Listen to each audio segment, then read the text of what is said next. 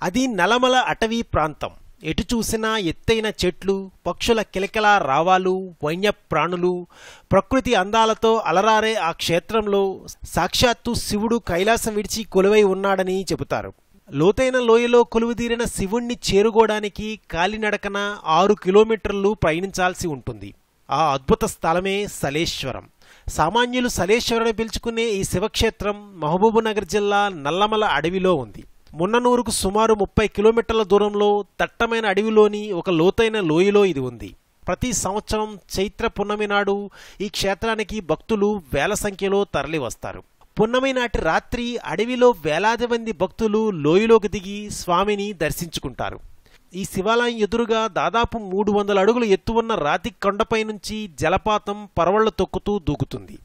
ఈ దృశ్యం భక్తుల్ని విశేషంగా ఆకట్టుకుంటుంది. అచ్చంపేట, కల్వకుర్తి ఆర్టీసీ డిపోలు ఈ యాత్ర సందర్భంగా స్పెషల్గా బస్సుల్ని నడుపుతాయి.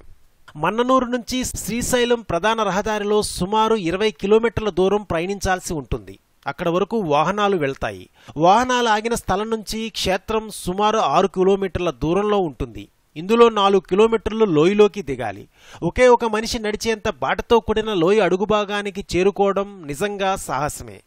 చిన్న పెద్ద అనే తేడా లేకుండా ప్రతి ఒక్కరూ జంగమయ్య సేవలో తరించిపోతారు.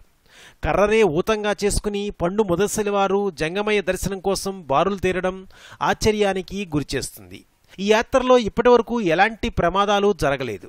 దీన్ని స్వామి మహిమగా కొందరు చెబుతూ ఉంటారు. చుట్టుపక్కల జిల్లాల నుంచే కాక మహారాష్ట్ర, కర్ణాటక తదితర రాష్ట్రాల నుంచి కూడా ఈ క్షేత్రానికి భక్తులు వస్తూ ఉంటారు. ఈ క్షేత్రాన్ని చేరుకోవడానికి 3 దారులున్నాయి.